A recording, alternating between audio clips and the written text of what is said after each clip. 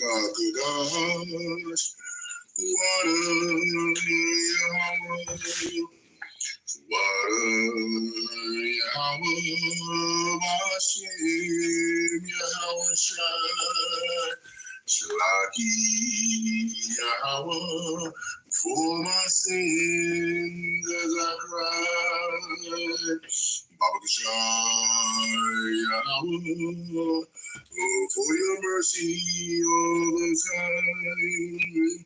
Call on Yahweh, Hashem, Yahweh Shai, Barakatah Yahweh, for all the time. Call on Yahweh, Hashem, Yahweh Shai. I love you, my Father, for the mercy all the time. Call on Yahweh, Hashem, Yahweh Shai. Water Yahweh, for the men that you provide, and the mercy and the teaching that we love to show the time. Call on Yahweh, Hashem, Yahweh Shai. Shalom, shalom. Get the camera straight here, brother. Yes, sir. Here we go. All right. It's your brother, Obadiah Yahweh Canaan. And here we are. Yep. It's that time again. It is time. It's 10:10, and it's time for you to get in. 10:10, and we're going to get it in. Yep. Just had to, straighten out a few odds and ends, and the work is always never done. You know what I'm saying? It's just the way it is. So we're going to get ready here, and we got a lesson brought to you by Yahweh Hashem Yahweh Shai, by Hashem Rakabadash. And got a good one.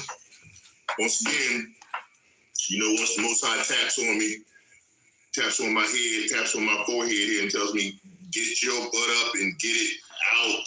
Time to talk about it. Give him something to talk about. All right, we want to say salutations to all of the elect that we mainly and focus on talking to. That's who we are here for. The rest of the nations, the rest of the remnant that are out there, we can't claim the 2/3 because the Most High has already predetermined what he's going to do with everybody anyway, anyhow. Let's make sure we understand that.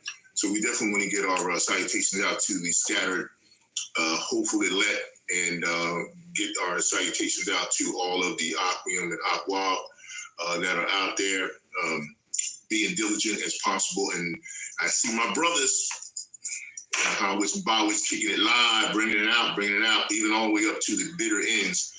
I'll tell you, man, that's a remarkable, I'm just saying, it's just an absolute remarkable, I don't even know what to call it, man. It's beyond just a miracle, the way that you don't know these men. These men, you don't know what walk of life they came from, including and not limited to, the One West brothers who were touched by the Most High and the Royal Hawk edition in order to bring this out. So we definitely want to give a citation and our utmost and admirous respect to the apostles who came out of One West, even though they were taken out by some illegitimate individuals who are operating in capacity of, you know how they go, the purple people eater, man.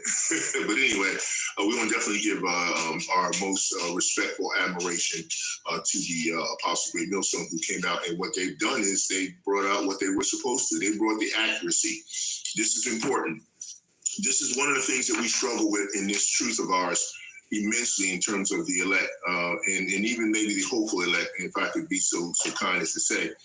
Accuracy is a very, it's just beyond what you can understand. I mean, I know that the brothers come off and they talk about, what percentage they have in terms of the truth and everything. But what's important about any percentage of truth you have is accuracy. You have to have the utmost accuracy in giving what truth you have. And I haven't seen it anywhere else. I mean, you got individuals that are out here and they're speaking in terms of what they believe the Sabbath is from a Friday sundown to Saturday sundown. And we all were kind of guilty of this in the beginning when we didn't know unless you were taught correctly.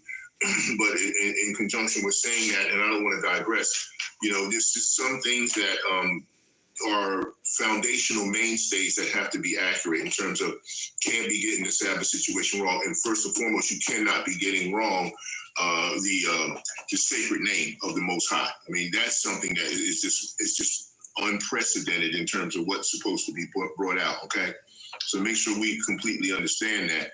A lot of people don't understand that we have to bring that accuracy out of the sacred name, because if you don't bring out the sacred name and the accuracy of it, you're off on everything else. If you can't get the sacred name right, if you can't get Yahweh right, if you can't get Ba'Shem in terms of in the name of, and you can't get Yahweh Shai right, and you can't get the Ruach Kodesh, the Ruach HaKodesh right in terms of the Holy Spirit, if you can't understand that level of the Paleo-Hebrew, which is the language which is in heaven, you're off on everything else you're going to do. You just can't be on point. It's just not going to work. Okay, so I'm not going to digress on that too much, because you know how it is. The brothers who bringing out the accuracy, you know who they are, you know where they are. They get the most contention from anybody, and everybody else is coming out here. And none of us are in a position where we have everything absolutely in perfect order. Okay, we're doing the best we can with the order that the Most High has provided, and this is where we are. Everybody who does their work in accuracy through Ruach HaKodesh, they're going to be taken care of by the Most High. Point blank, period. Okay. Okay. I'm gonna tell you what the lesson is today, but I'm sure you already saw the title. So we're gonna roll with it. But I'm gonna tell you anyway. Yahweh directs us to get prepared to go through being delivered from this exile. Now that's a little longer than the title that I put up on the channel, because they only let you have so much space to put everything in, because the channel title just says Yahweh directives on us, delivering us through his through this exile. It's his exile and it's our exile because he put us in it. So that's clearly what the situation is. And so we know that Yahweh directs us to get prepared to go through being delivered from this exile. Now, I did a lesson before this that told you explicitly that the Most High has always prepared his elect to go through whatever judgments and wrath and whatever situations he's brought forward. This is paramount, and this is most important that we have to continue to drill this home and understand. There's nothing that we won't go through that he won't take us through if we are selected, predetermined to go through it. Let me say that again, and I'll say it in this way. The Most High has predetermined everything to happen.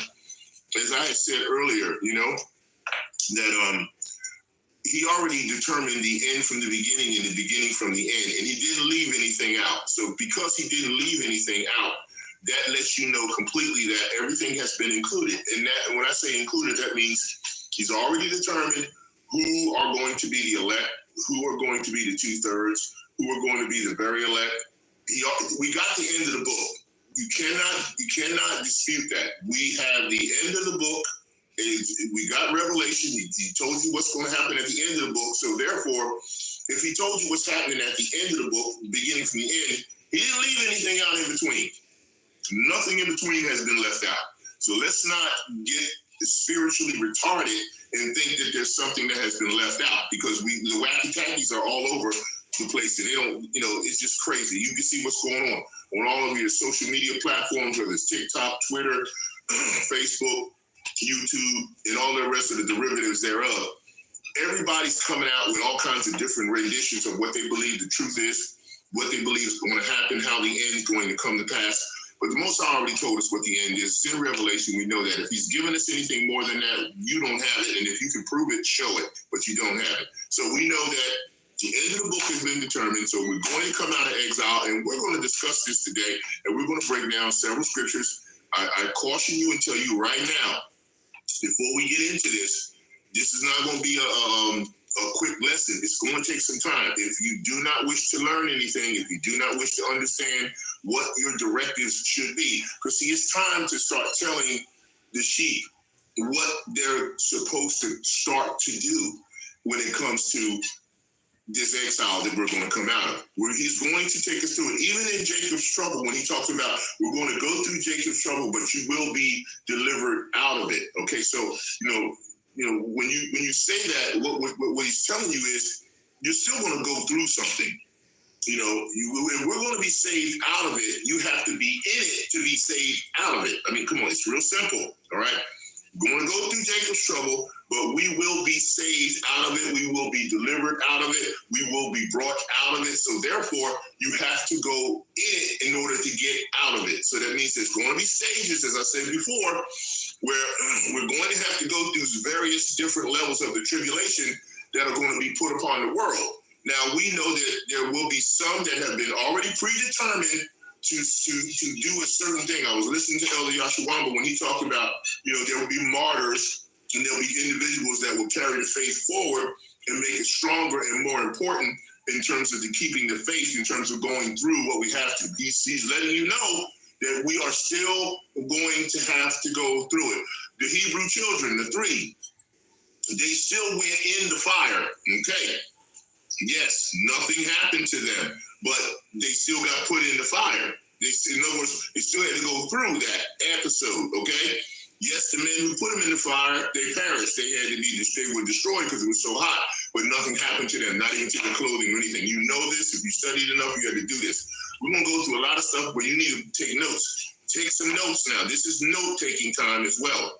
Because there's a lot of scriptures to cover, and I'm going to be going a little bit faster, but you're going to have to take notes, okay, in order for you to get through this and get through it the right way.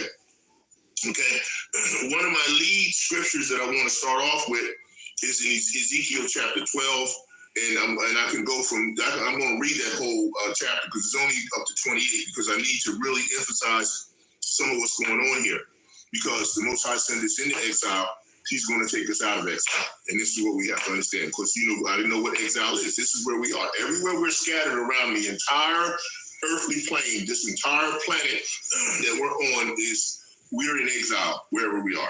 We are the ones. And there's no one else that's in exile like us. So any wacky tackies or anybody else that says that we're not the Israelites, says that we're not the people of the Most High, we're not the chosen, they're full of, they're full up to the rim with it. Because there's no one else that's in exile like we are.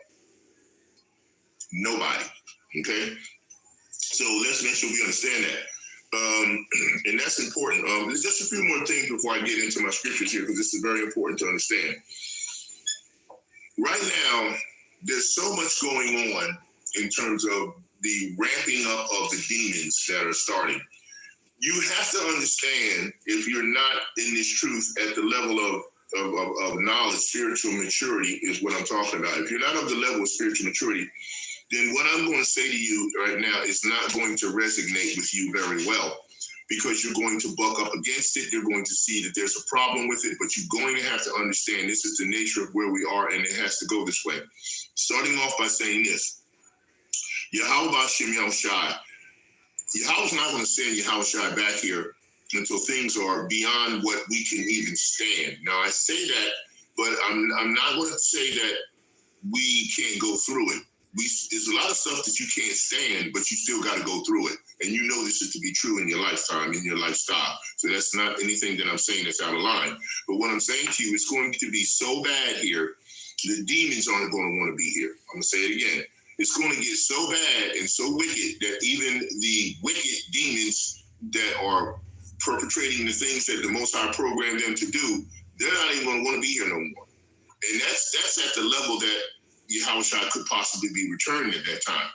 And that would, of course, be close to what the directive is for this year that Apostle Hart put out, which was, the fact that this could be that time period where, and we hope and pray that and worship and praise that it is, that prophecy ends in this period of time. Because things can go fast, real fast. I listened to brother this afternoon, Bagaramath, and he was doing a new. He did a new lesson on how fast and the speed up of the MOTB, and how fast it will take force and take place. And we all talk about that, at least amongst my own Israelite contacts that I talk to. And we talk about that all the time, how fast things are going to go once Esau has really figured out that he don't get it here, he don't get it there. So once that happens, it's going to speed up real quick, and it's going to happen. So it's going to get that bad that the Most High is going to push these demons so hard, so fast to show his power that it's going to be so wicked that they don't even want to be here no more. And once we get to that point, we can probably see the case of Michael and Yahushua showing up. And here we go, right? So we praise, worship, and pray that this is the case. You know me, you understand that the position that the Most High put me on. I'm always going to say we have to be in a PPWP. What is a PPWP? All right, I told you PWP before, which was praise, worship, and prayer. All right, I said that, but the Most High said add the other P, which is what? Prepared. So you have to praise, prepare, worship, and pray. Praise, prepare, worship, and pray, because he's always told you to prepare. You have to prepare for feast days. You have to prepare for Sabbath. You have to prepare for war. You have to prepare for peace. You have to prepare for everything. Joseph, in my thumbnail snap, it shows you that he was given information on to prepare for famine that was coming. Brother Manak Zappa, GMS out of South Carolina, put up a lesson about that as well. He talked about the fact that famine is coming. When the famine comes, that means not everything's going to be dissipated or taken up, but it's going to be a shortage, or you won't have access to. So if you have a shortage or access to, you will have famine in your lifetime and in your lifestyle and in your environment, because you won't be able to get the things that you know you need in order to survive. And some will have to perish from that situation. If you're predetermined and predestined for that to happen, this is what's going to go down. So, but Most High never told you not to prepare. Now, as I said before, no one's telling you to go out here and try to act like you're going to fight Esau with Esau's blessing. That's not the case at all. You are to not be an infidel. You protect your household, because there's going to come a time when the bottom drops out. Once we go offline, once we go off the rails, once we go dark, your family members and those that aren't in the truth, and if you have children or whoever else you have, or whatever the status of your environment is that you live in, they're going to be asking you some very important questions. What are we supposed to do? So you're a man of the Lord, and if that is your designation, and that's what the Most High made you, you are supposed to prepare to take care of that situation, whether they're in the truth or not in the truth. You're still going to have to deal with it, okay? Now, there'll be coverage by angels. Angels will guard and protect those that are protected by YAHAWAH'S, that man of the Lord and his family. Yes, but there are going to be trying and testing situations. Trials and tribulation. Tribulation is going to fall upon everyone in some way, shape, or form. Nobody's going to get away or around it. And you're going to experience it in some shape or form, okay? Whether it's you, your family member, someone you care about, someone you don't care about, it doesn't matter. You're going to have to. If you're in this flesh, you're going to check it out. If you're here during that time, that's what's going to go down, all right? So let's just make sure we don't get that twisted, because that's important. Okay, when you get that out, so now we're going to get into some scripture. First place I'm going, as I said before, I'm going to Ezekiel chapter 12. So let's join me if you haven't already pulled it up. All right, let me get my specs on. Are they clean? Yeah, they are. Good. All right. Okay, shalom, shalom. Let's get into it. Okay, Ezekiel chapter 12. Ezekiel prepares for exile. Now, I'm going to go into this because I need to speak about going into exile so that you can know how we go out of exile. Like Apostle Randall always says, he says, if you don't know where you came from, you don't know where you're going. Okay, it's pretty simple and very self-explanatory. So let's understand that. Okay, verse 1, and it reads, the word of Yahweh also came unto me, saying, Son of man, thou dwellest in the midst of a rebellious house, which have eyes to see and see not. They have ears to hear and hear not, for they are a rebellious house. Who is he talking about? He's talking about us. He's talking about because judgment starts in the house of Israel first. So he's talking about us. We have a very rebellious house, and you can even see it at the nth degree of so-called men of the Lord, who are supposed to know the sacred name, use the sacred name, know when the Sabbath is, know when certain feast days are supposed to happen, know what the difference is between the full moon and the new moon, and you see that they're a rebellious house because they don't want to follow the tenets and the ordinances of YAHAWAH'S. So therefore they have to be what? Chastened, corrected, and the Most High is in the process of doing that. Let's read. Okay. All right. 3, therefore, thou son of man, prepare the stuff for removing. Hint, hint, keyword, prepare. Now, so I'll start it over and read it again. For all of those who may have a little density on the spiritual side that may lean into retardation, that could possibly be, and I'm not trying to offend you, I'm just trying to say if you're ignorant to certain things, it doesn't mean that you have to be offended. It just means that you maybe don't understand or don't know. So therefore, we'll read it again. So you hear the word prepare, okay? So you can make sure you understand you're supposed to do things, directives. You're supposed to do things. The Most High gives directives, and we're going to read those directives in the scriptures so you know what the hell to do. Right.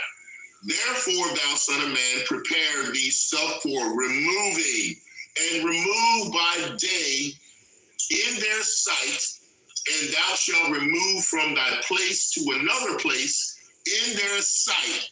It may be they will consider, though they be a rebellious house.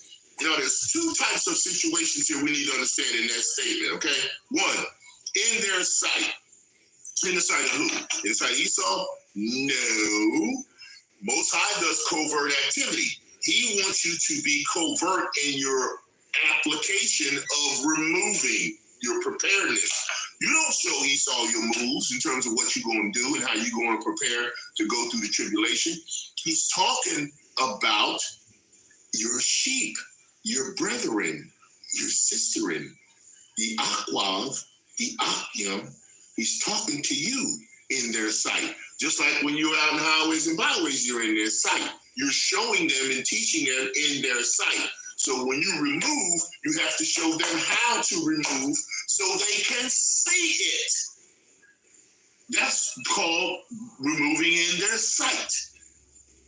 Because they ain't going to know which way to go. Sheep are very dumb. They don't know where to go. Look at Jakestown. And I'm not going to go on a tangent with that. You see how the Most High's got them bugged out doing the things they're doing.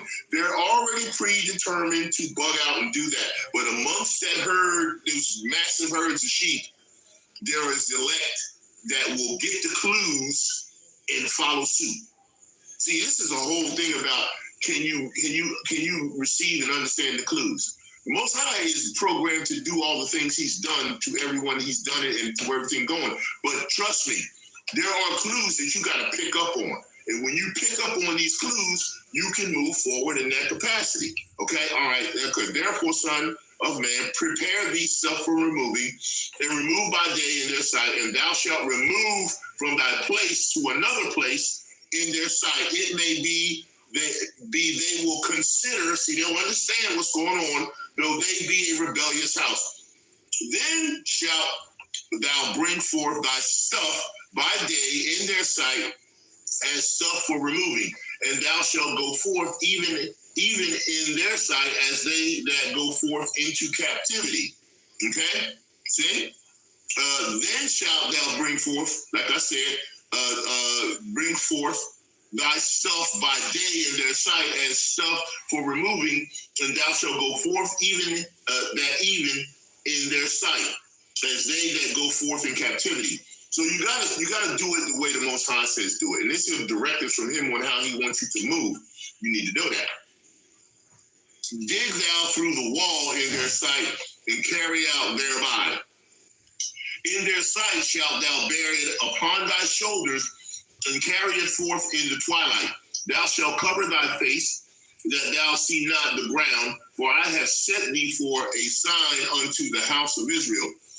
Who did he set for a sign unto the house of Israel? YAHAWAH'S, obviously, okay? So make sure you understand that part. 7, and I did so as I was commanded.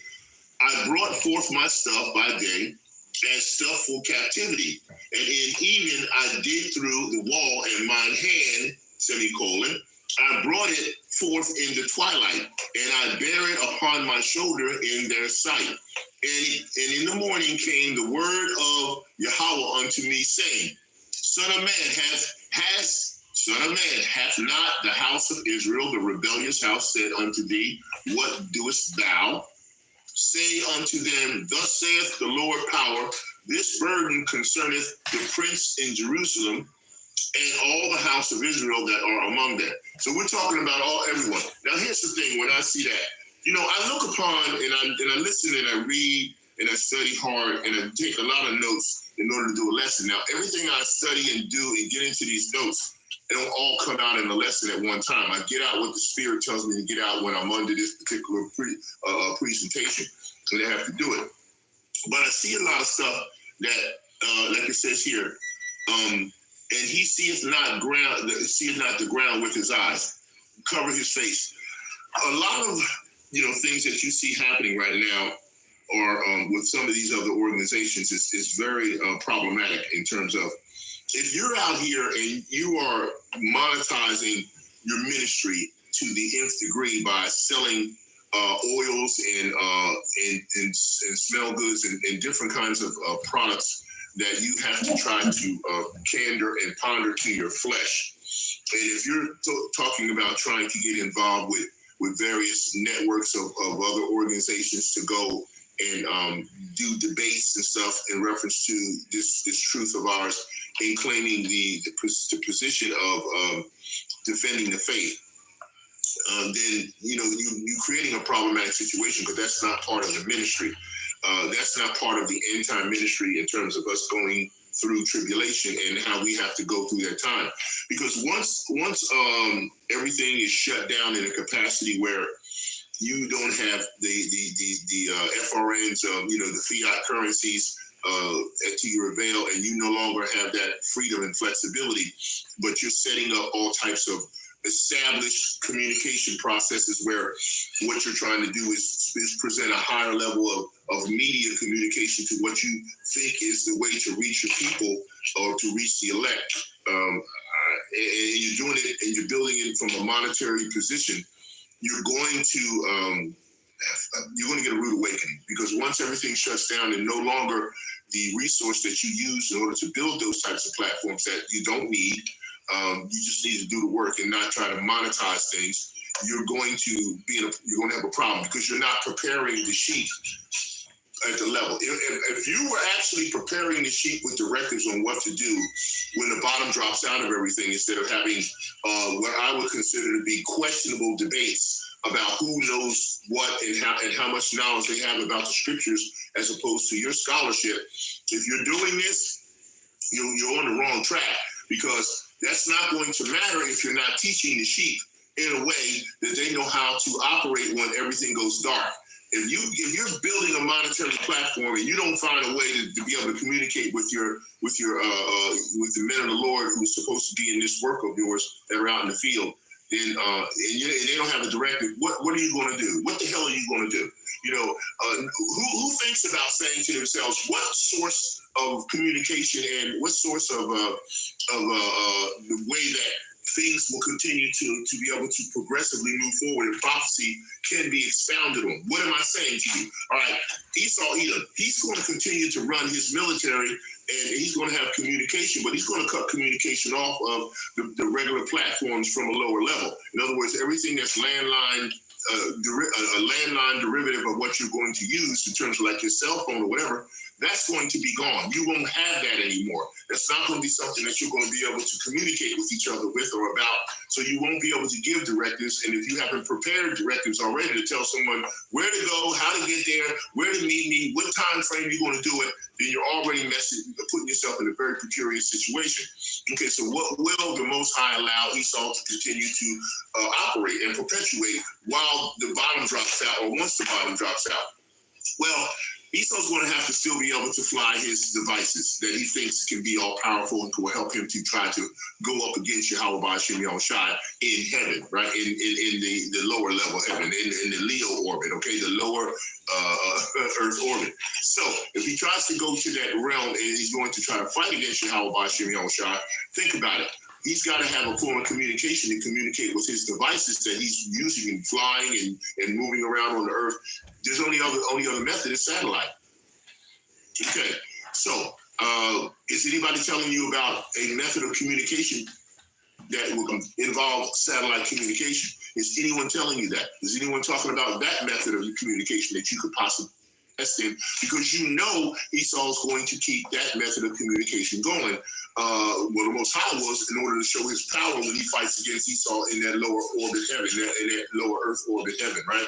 So once he does that, those particular devices that will be on those things on the water, those ships, those planes, those trains, whatever else he's using, he's got to keep a level of communication going so that they could put up what they think is going to be a fight.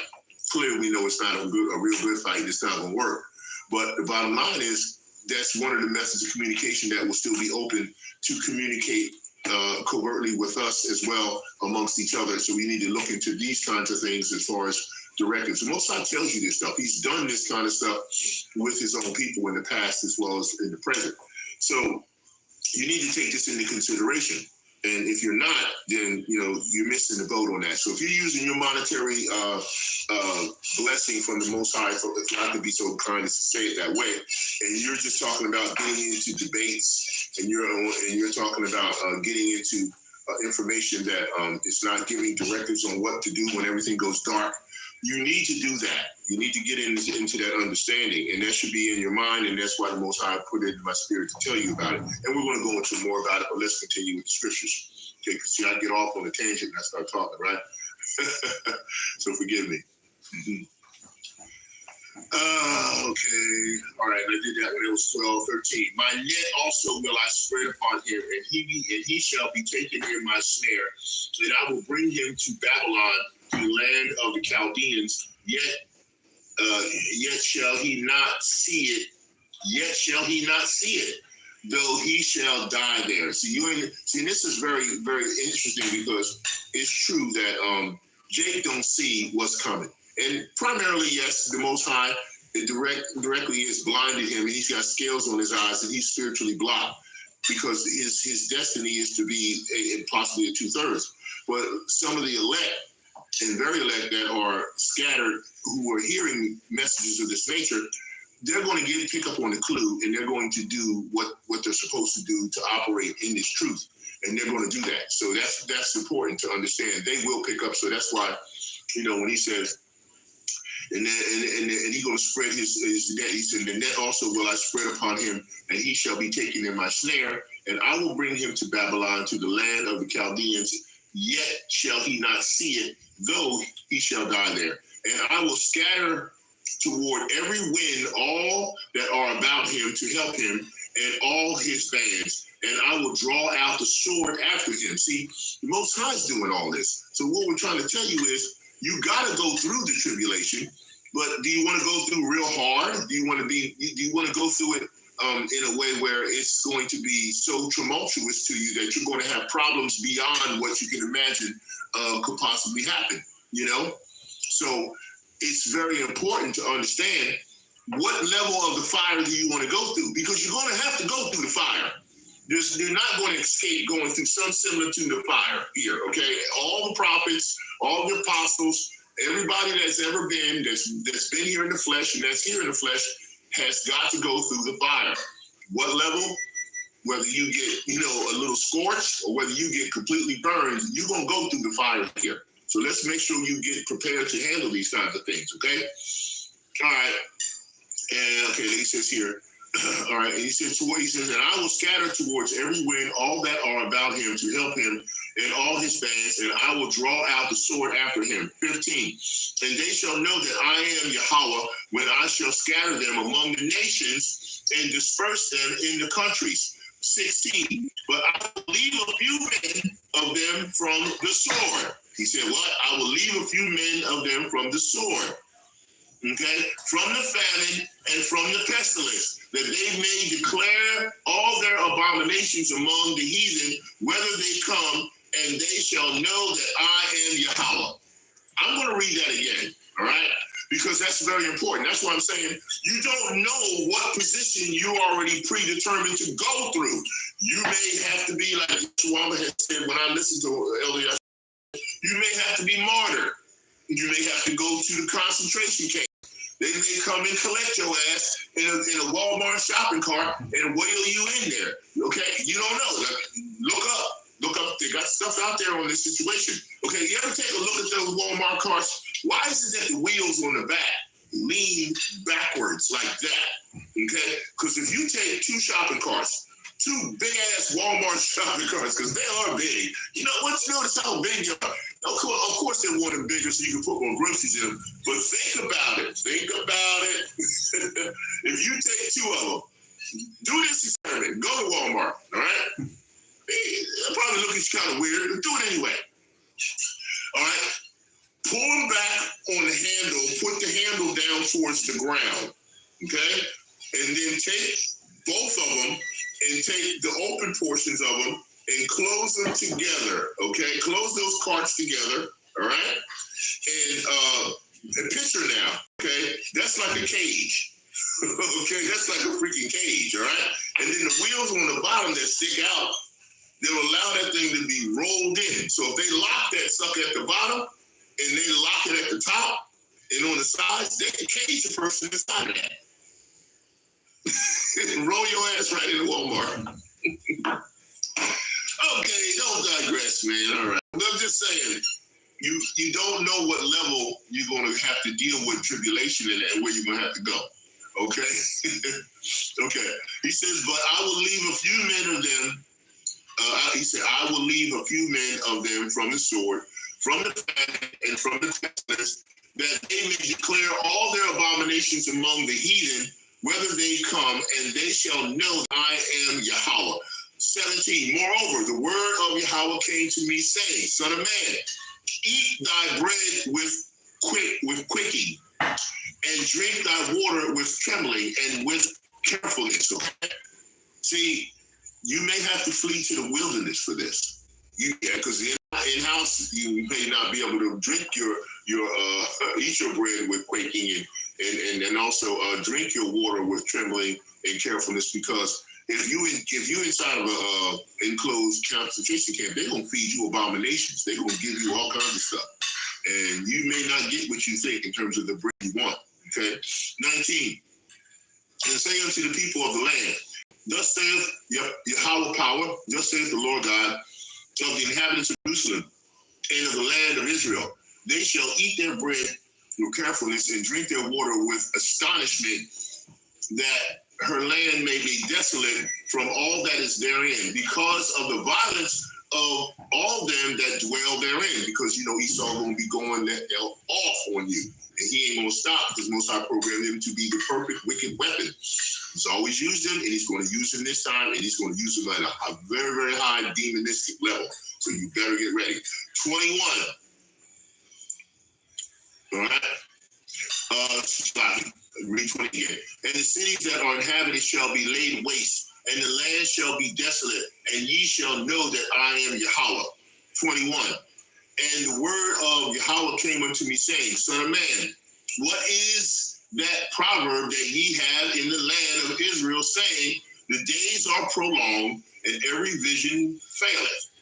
Tell them, therefore, 23, thus saith the Lord power, I will make this proverb to cease, and they shall no more use it as a proverb in Israel, but say unto them, the days are at hand, and the effect of every vision.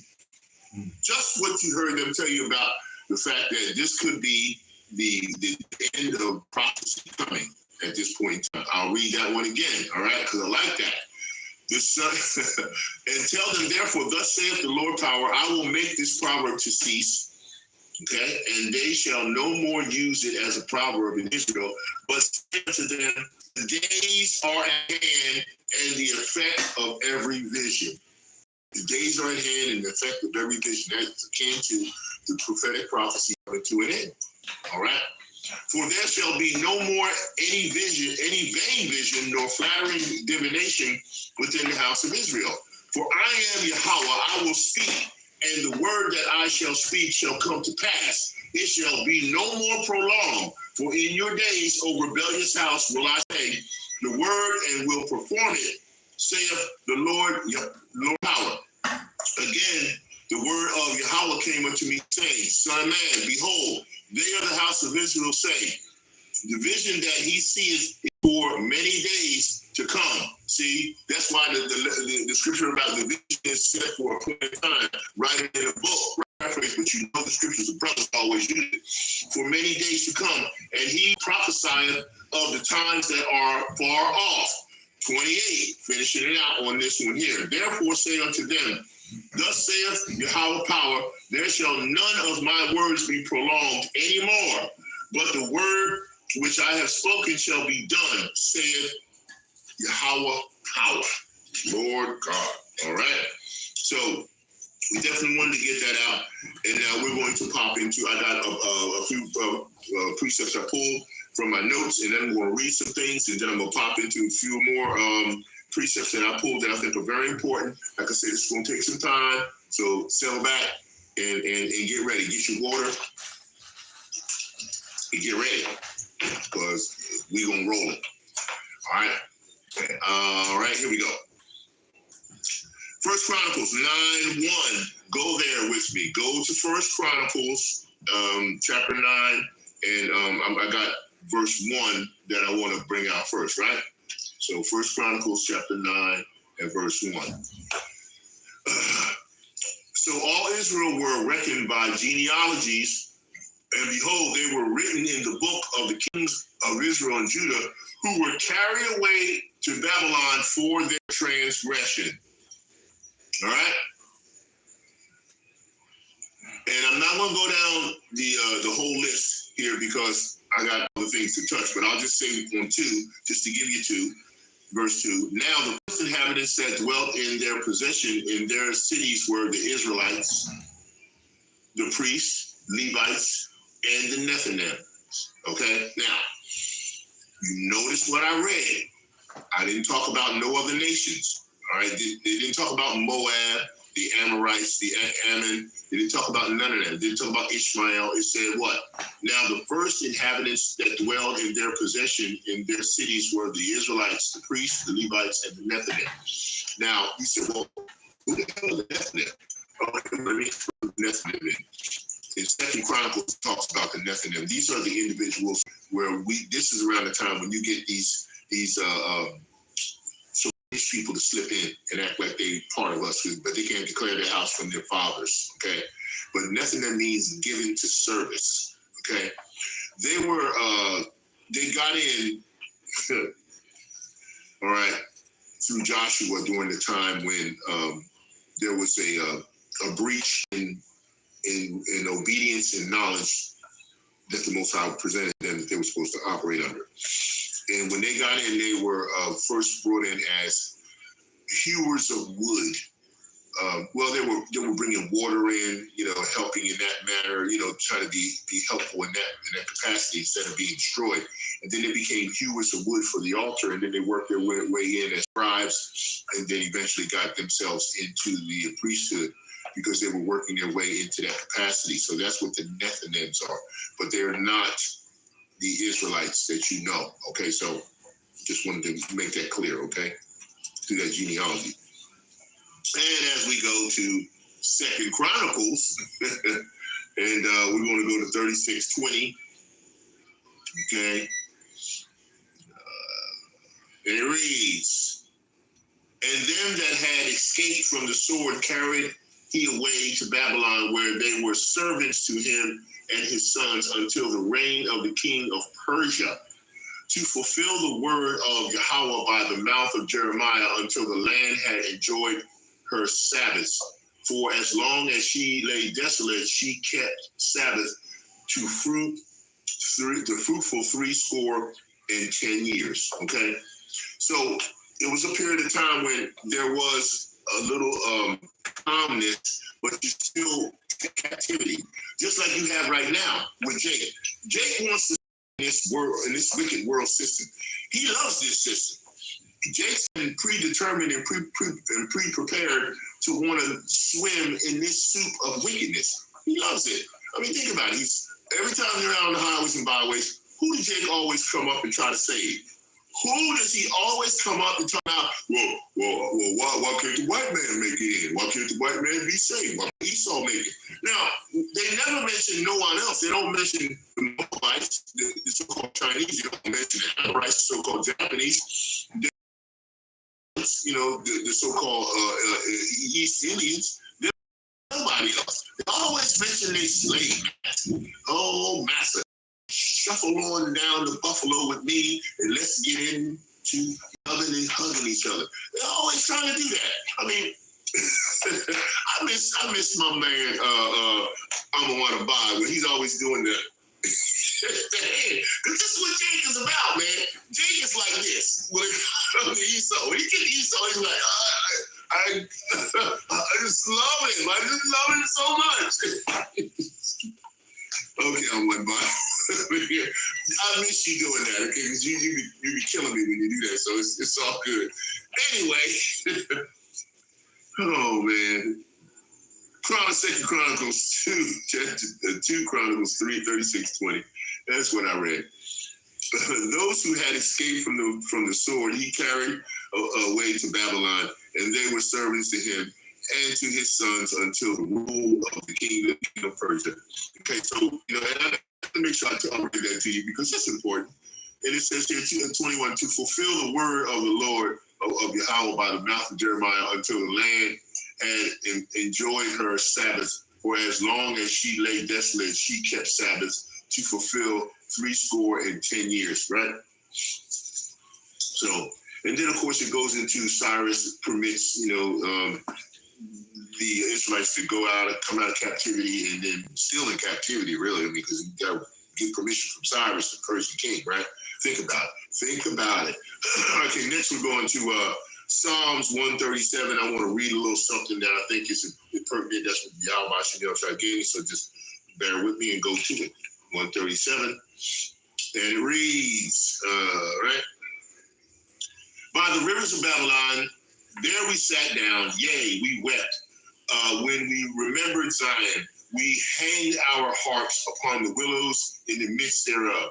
For there they that carried us away captive required of us a song, and they that wasted us required us mirth, saying, sing us one of those songs of Zion, you coons. You shuffle off the butler. Oh, sorry, forgive me. But that's what they do, man. They got us set up so that we in captivity, and all we are is a bunch of entertainment to them. They keep us abominable. They feed us everything abominable, and they make sure that we are so much of an abomination and disobedient to the Father that they get mirth out of it. They enjoy watching us, act just like what they got us programmed to do. So, Lord, help me. Oh, man, I'll tell you. Anyway, I just wanted to make sure I brought that one out. Oh, man. You gotta forgive me. I get a little carried away. Daniel chapter 1 through 7. Go with me to the next precept I pulled, right? Daniel. And we're going, Shalaki, chapter 1. In the 3rd year of the reign of Jehoiakim, king of Judah, came Nebuchadnezzar, king of Babylon, unto Jerusalem and besieged it. Okay? And the Lord gave Jehoiakim, king of Judah, into his hand with part of the vessels of the house of Yahweh, which he carried into the land of Shinar to the house of his God, and he brought the vessels into the treasure house of his God. So now we talk about where Shinar was, and most of you need to know that that's in the Mesopotamian area, around the Fertile Crescent. That's kind of where the Most High put Adam after he formed him from the earth, preferably in the Holy Land. And then he moved to that area to manage the world and do the work, where all the rest of the nations had already been in Genesis 5, you know that, so then we know what's going on. That's where he created males and females. He created them, okay? And so then Adam, who was formed from the holy ground, and he was put in that area to manage all these nations and the world. That's why he was given the responsibility of naming everything and doing everything in terms of their righteousness. When he breathed the breath of life into him and he became a living soul, he became knowledgeable, and he was given the word, the truth of the word. Okay, that's what was given to him. It was the law. He was given the law in him. It was breathed into his knowledge, into his inward parts, like we're going to have once we go into the new covenant. It's going to be right in that mind. Breathe the breath of life, the knowledge, the law is going to be in us, not in the rest of the nations. So you ain't bringing Esau into this truth. He's going to be taught how to operate in the truth. He's not going to have his inward parts, or none of his women. So therefore, they will be nasty, and we're not taking any of Esau's garbage into the new covenant. No garage sale with Esau's garbage, and that includes his people. We don't want them. We ain't going to have them. We ain't going to need them because they won't be clean, and no one wants to get down with one of those animals, okay? Most High is not bringing bestiality into the new covenant. You're not going to do it. Ain't going to be able to do. Remember that song? Okay, so it's not happening. Let's make sure we got it. Don't get it twisted.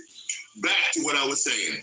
All right, and we said, and he brought the vessels of the house of Yahweh, and he brought forth them to the land of Shinar, to the house of his God, and he brought the vessels into the treasury of his God. Then he ordered Ashpenaz, the chief of officials, to bring in some of the sons of Israel, including some of the royal family and of the nobles, okay? So you can see what's getting ready to happen right here, okay? You say, all right. Now, I don't want to go too deep into reading this part because the house of his God and the king, and the seed of the princess, right? And the children in whom was no blemish, but well favored and skillful in all wisdom and cunning in knowledge and understanding science, and such as had ability in them to stand in the king's palace, and whom they might teach the learning and the tongue of the Chaldeans. See, I'm going to walk past that because that's very important. You see, when you see what he said, the king spake to the eunuchs that he should bring Israel and the king's seed and of princes, children in whom was no blemish, but well favored and skillful in all wisdom. All wisdom. See, that's where it all comes from us. And then they use it and twist it up and try to say they got it. All right? My brother Malcolm, GM in Chicago, always tells you about this. That, you know, he does good lessons on historical events and things that happen because he's from the Reuben tribe like me, and he breaks it down and shows you there's stuff that they took that they make it seem like theirs, but it's all ours. Okay? And he says, skillful in all wisdom and cunning in knowledge. This is why you have to be prepared. You have to be cunning enough to know that when you find out that down the block from you, or not too far from where you live, Esau's going around collecting people, getting ready to put them in shopping carts and take them to Walmart, you got to be ready to figure out what the hell you're going to do. You got to figure out, well, what does the Most High want me to do? Do I stay here and get collected and go into captivity like that? Or do I go to the wilderness? Or what is my directive? What am I supposed to do? Okay? Figure it out. Get into the scripture and understand what's talking about. Okay? All right. Back. Sorry. Cunning knowledge and understanding science, and such as had ability in them to stand in the king's place, and whom they might teach the learning and the tongues of the Chaldeans. And the king appointed them a daily provision of the king's meat and of the wine which he drank, so nourishing them 3 years, that at the end of them they might stand before the king. Now among these were the children of Judah, Daniel, Hananiah, Mishael, and Azariah. Okay? Those are the ones that were going in the fire. Remember? I'll read their names again. Hananiah, Mishael, and Azariah, unto whom the prince of the eunuchs gave names, for he gave unto Daniel the name Belteshazzar, and Hananiah he said, you're Shadrach, and Mishael he called Meshach, and Azariah he called Abednego. See, just like right now, who you are, Toby. I go off, so forgive me. Okay, Daniel had to resolve this situation through YAHAWAH'S. But Daniel proposed in his mind, that he would not defile himself with the portions of the king's meat, because it was pork and it was nasty, nor with the wine which he drank, which was bad. Therefore he requested of the prince of the eunuchs that he might not defile himself. Now Yahweh had brought Daniel into favor and tender love with the prince of the eunuchs, right? And the prince of the eunuchs said unto Daniel, I fear my lord the king, whom hath appointed your meat and your drink. For why should ye why should your faces worse, liking than the children which are of your sort? Question. Then shall ye make me endangered my head to the king. You'll chop your head off, right? That eunuch knew that. Then said Daniel to Melzar, whom the prince of the eunuchs had set over Daniel, Hananiah, Mishael, and Azariah, prove thy servants, I beseech thee, 10 days, and let them give us pulse to eat and water to drink. Pulse is the vegetables. They're the seed, which is the meat, which was told about back in Genesis, which is what you're supposed to eat, which will keep you healthy, because you can get protein and everything else from pulse, vegetables, okay? Then let our countenance be looked upon before thee, and the countenance of the children that eat of the portion of the king's meat, and as thou seest, deal with thy servant. So he consented to them in this manner, and proved them 10 days. And at the end of 10 days, their countenance appeared fairer and fatter in flesh than all the children which did eat the portion of the king's meat. And Melzar took away the portion of their meat and the wine, and they should drink, and gave them pulse. As for these 4 children, Yahweh gave them knowledge and skill in all learning and wisdom. Daniel had understanding in all visions and dreams. And now at the end of the days that the king had, then the prince of the eunuchs brought them in Nebuchadnezzar. And the king communed with them, and among them all was found none like Daniel, Hananiah, Mishael. Therefore stood they before the king, and in all matters of wisdom and understanding that the king inquired of them, he found them 10 times better than all the magicians and the astrologers that were in all his realm.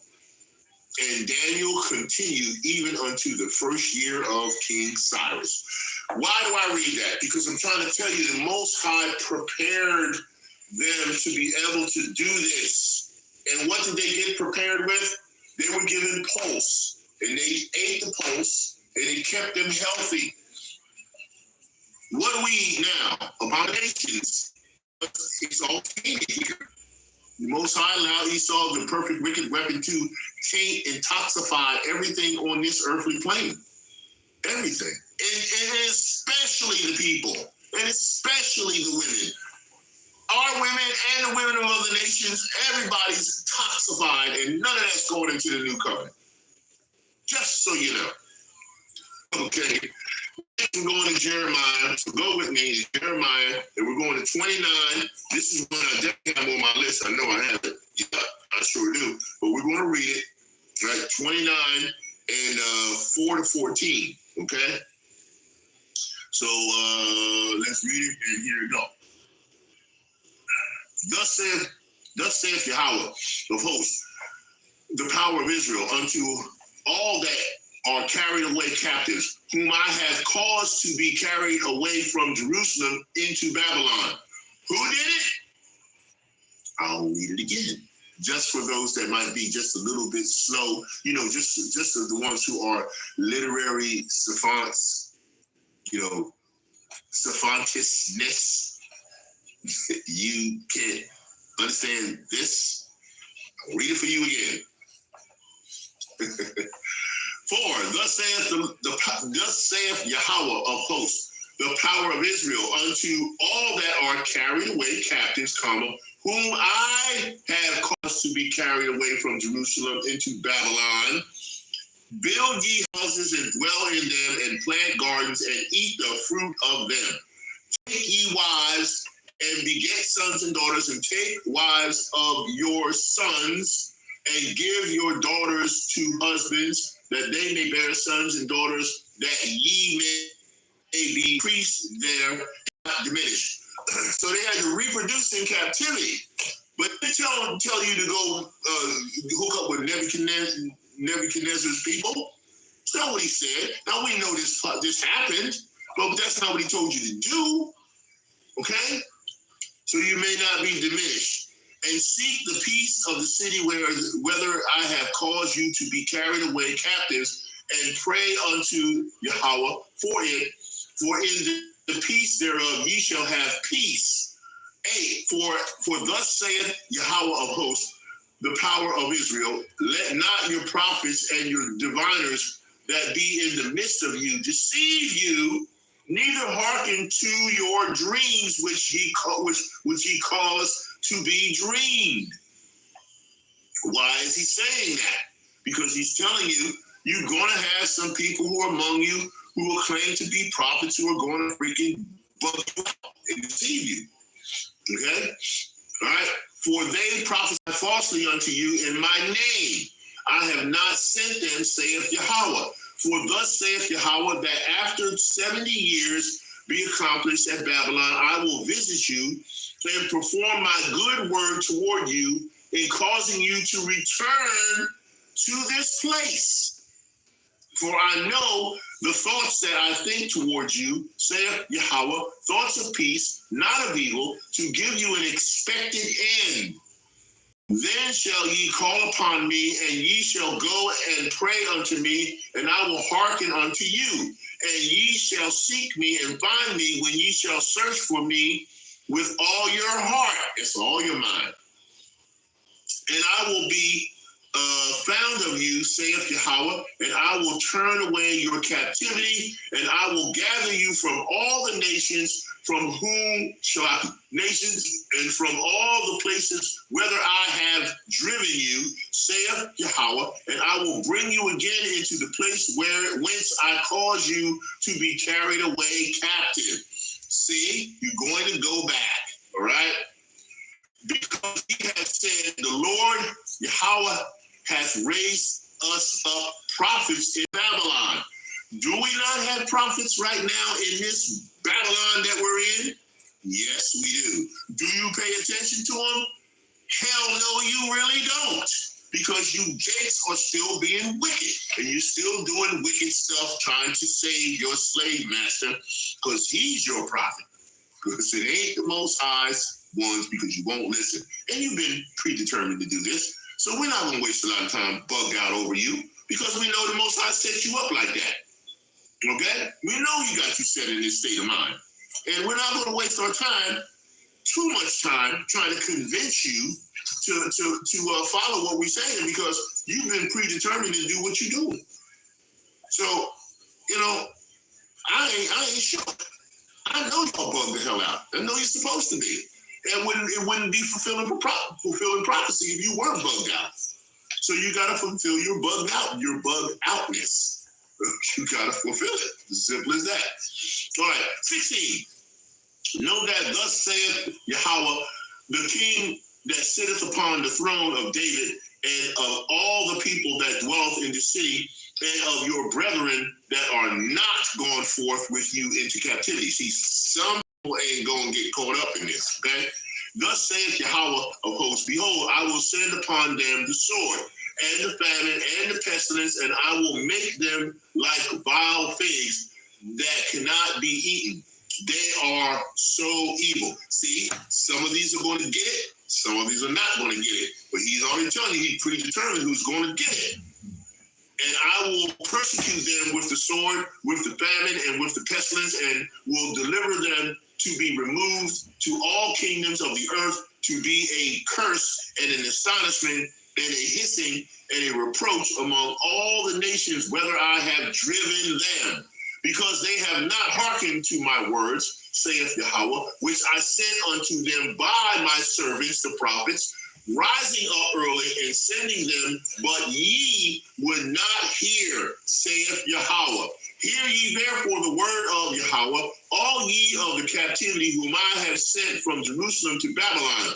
Thus saith Yahweh of hosts, the God of Israel, the power of Israel, of Ahab, the sons of Koriah, and Zedekiah, the son of Mishiah, which prophesy a lie unto you in my name. Behold, I will deliver them into the hand of Nebuchadnezzar, king of Babylon, and he shall slay them before your eyes. Okay? Now I can read 22, but I'll let you read that. Okay? Because I got to move on to my next precept. Got to keep it moving. I got a lot of notes I took here. And I'll get to it, whether y'all hang here or not. All right. Next, we're going to Ezra. And we're going to Ezra, and we're going to Ezra 5, and we're going to start at 13 and read to 16. But in the first year of Cyrus, the king of Babylon, the same king Cyrus made a decree to build this house of Yahweh, and the vessels also of gold and silver in the house of Yahweh, which Nebuchadnezzar took out of the temple that was in Jerusalem and brought them into the temple of Babylon, those out of the temple of Babylon, and they were delivered unto whose name was Sheshbazzar.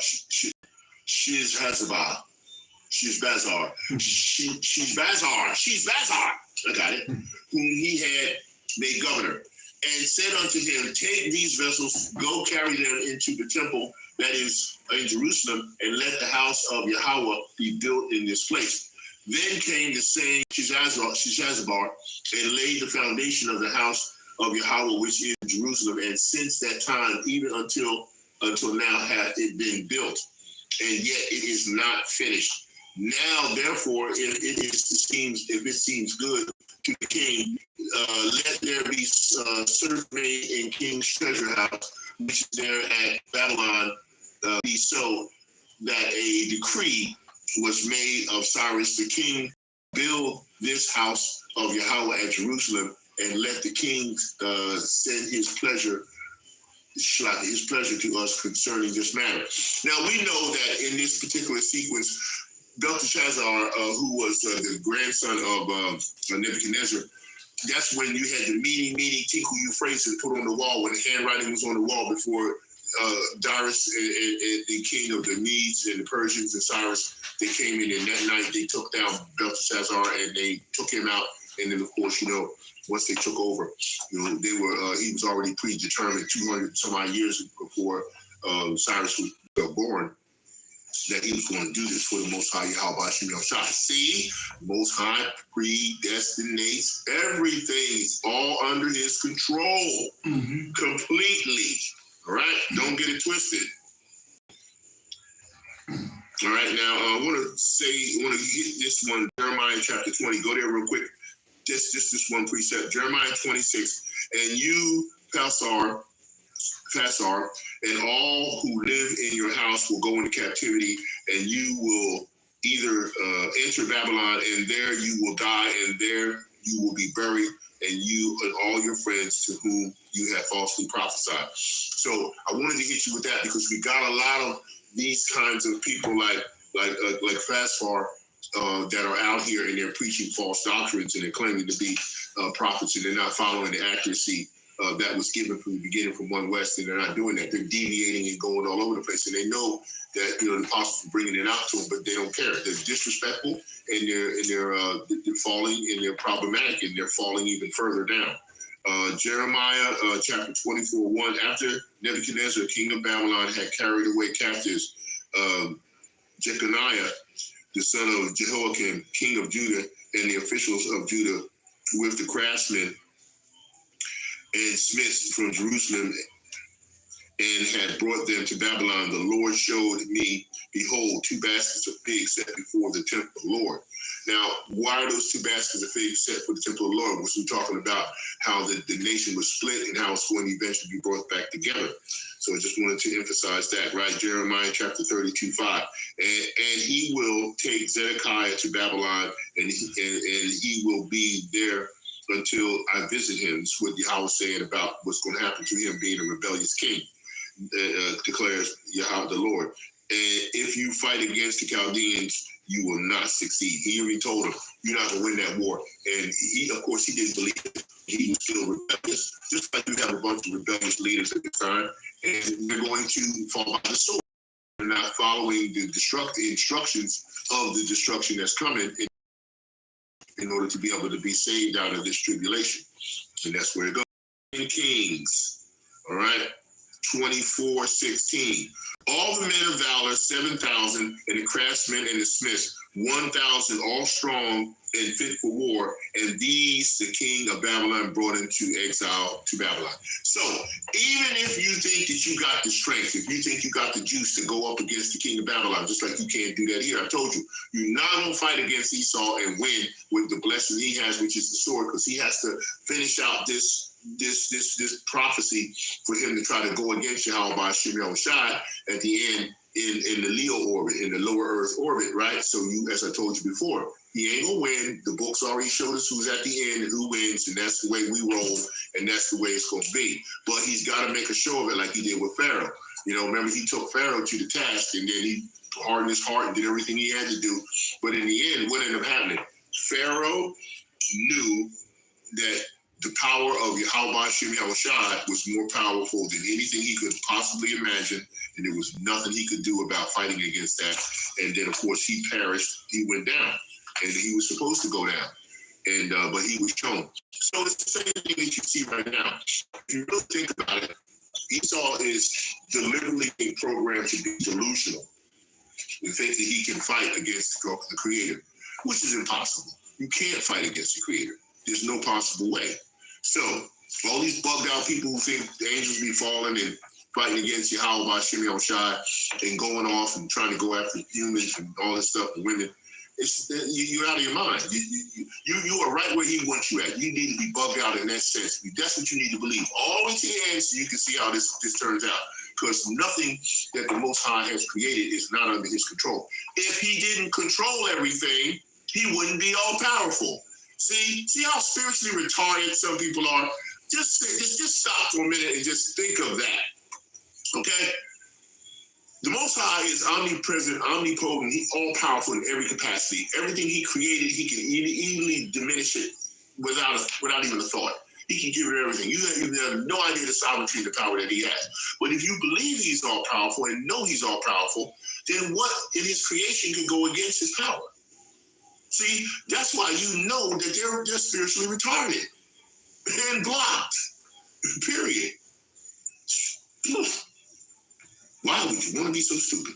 Jeremiah chapter 29:1. Now these are the words of the letter which Jeremiah the prophet sent from Jerusalem to the rest of the elders of the exile, the priests, the prophets, and all the people whom Nebuchadnezzar had taken into exile from Jerusalem to Babylon. Okay? So what did he tell them? I think it's kind of important, don't you? Okay, let's check it out. All right. All right. Okay. After that, Jeconiah, the king, and the queen, and the eunuchs, and the princes of Judah, and Jerusalem, and the carpenters, and the smiths were departed from Jerusalem by the hand of Elisha,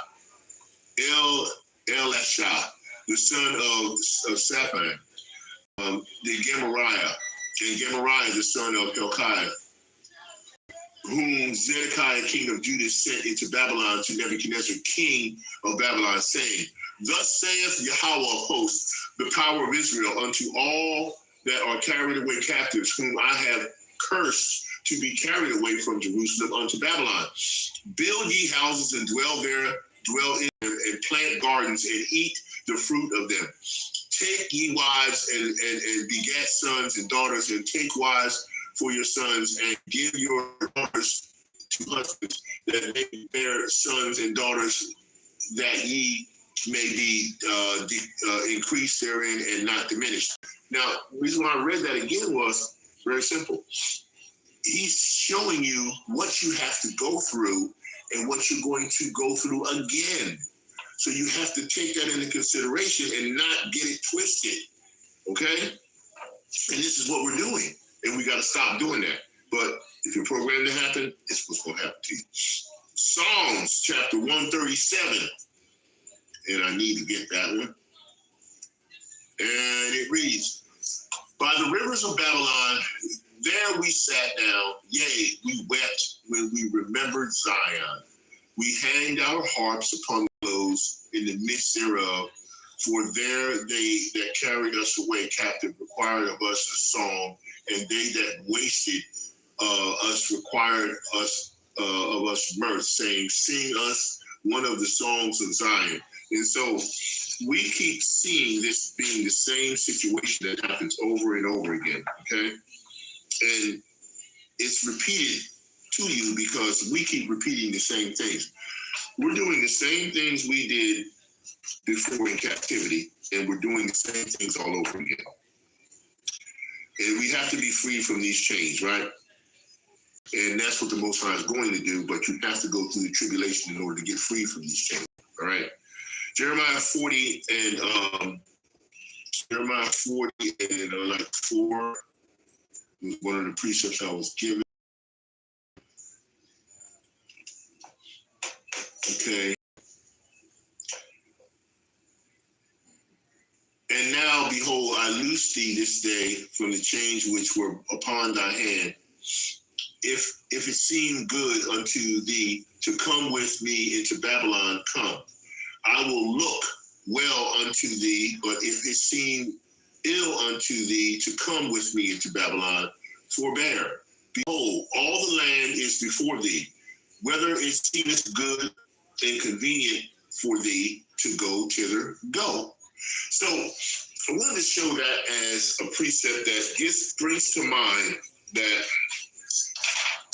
the exile that we have has been continuous since the Old Testament through the New Testament. Okay, it's been continuous. And we have been shown that it's the case for us every step of the imagination and every step of the way. I pulled down some information that I think is very important for my notes, because I always try to do, most always try to give me a very thorough study when I get into this. I really try to do my best to go through this in a way where, I'm covering every aspect I can as thorough as I can in reference to this situation, okay? So I want you to take this into consideration. I'm going to talk a little bit now about, YAHAWAH'S and the restoration that he provides as far as when he went through the curses that he had to go through for us.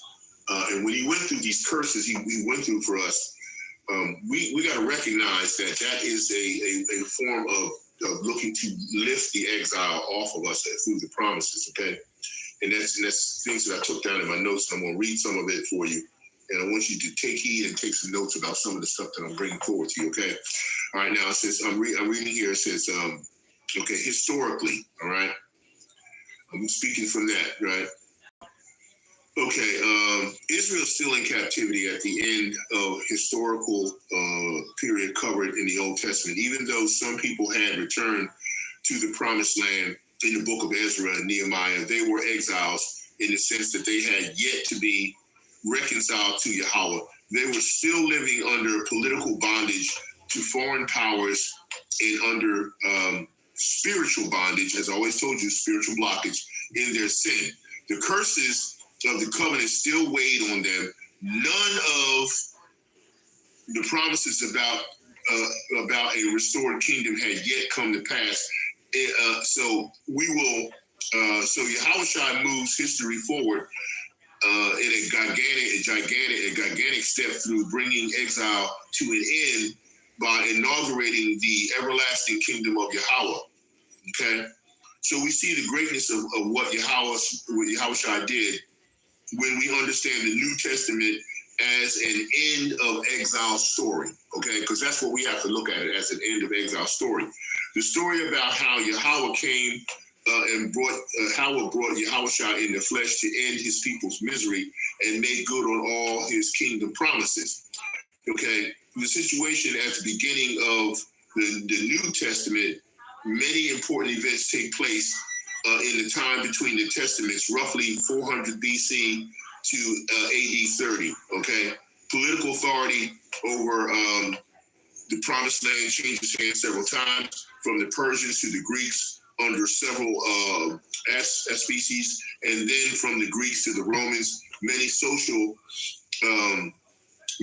developments emerged among the Israelites scattered at home and abroad. And yet, when we consider Yahweh's intentions to bring his people out of exile into a restored kingdom, we contend that no progress is made in the time between the testaments towards this redemptive goal. Certainly, the many historical developments we just referenced contribute to preparing the stage of Yahawah's arrival. But Israel remains in the same condition of exile at the beginning of the New Testament as they occupied at the end of the Old Testament. You see what I'm saying? And of course, there's exceptions to the period to understand themselves to be in exile. There are exceptions to this pattern, but it is nevertheless widespread and mainstream among Israelites of this period. To take one example, in 2nd Maccabees, a document that probably dates to the 1st century BC, Jonathan and the high priest of Nehemiah's day is recorded as praying, "Gather together our scattered people, set free those who are slaves among the Gentiles, look on those who are rejected and despised, and let the Gentiles know that you are our power. Punish those who oppress and are insolent with pride. Plant your people in your holy place as Moses promised." 2nd Maccabees chapter 1, 27 through 29. Jonathan essentially prays this prayer in the 5th century BC in the land of promise, and as a narrative continues, it continues. It is clear that the same problems persist to the days of Maccabees, 2nd century BC. A second reason that we understand Israel is still be in exile, okay, by beginning of the New Testament is the witness of the New Testament itself, right? Here are a number of indications that the exile has continued until Yahawa's arrival. Matthew genealogy summarizes Israel's story up to Yahawa's birth in Matthew chapter 1, 1 through 17. The last phase of genealogy is about exile. After the deportation to Babylon, Matthew chapter 1, verse 12, with no indication that exile ended before the birth of Yahawashi. At the beginning of Mark's gospel, we see that people came to John the Baptist for a baptism, right, of repentance in water, right, for the forgiveness of sin. Mark chapter 1, verse 4. The implication is that Israel was still seeking to complete the repentance that was needed to bring exile to an end. Deuteronomy chapter 30, verse 1 through 3. And that they had not yet been forgiven. Now, that's in Nehemiah 13, 18. They even came to the Jordan River to be baptized, which recalls Israel's first entry into the land, Joshua chapter 3:17. Take notes, right? This geographic note hints that the people were seeking a new entry into the land, a true end to exile. At the beginning of Luke's gospel, we meet Simon, who is awaiting Israel's consolation. Luke 2:25. Consolation is precisely what Yahweh promised to give when he brings exile to an end. And that's in Isaiah chapter 40, verse 1. We're going to make sure we hit that one too, because I think that's one of the ones I read last. Looking for consolation implies that Simon believed the conditions of exile to continue. The many demons that Yahushua encountered throughout his ministry were indicated. Yahushua said that he must first bind the strong man, right, before he plundered his house, thus liberating the souls of his people, right, who were currently in bondage. Matthew chapter 12:29. By implication, the strong man had not been, right? So, what is the rest of my notes here? Okay, yeah. Back to Yahweh's casting Adam and Eve out of the garden when they rebelled. Genesis chapter 3:23-24. We talked about that. In the New Testament proclaims Yahushua's work as an end-time exile story in several interrelated ways. Yahweh's steadfast love and compassion, as we saw in the previous information, identifies two primary motives for why Yahweh will one day act to end exile. The New Testament says that these same two motives animated Yahweh to send Yahushua, and Yahushua came in the flesh and to end his people's misery and make good on all the kingdom promises, right? First, Yahweh promises to end exile because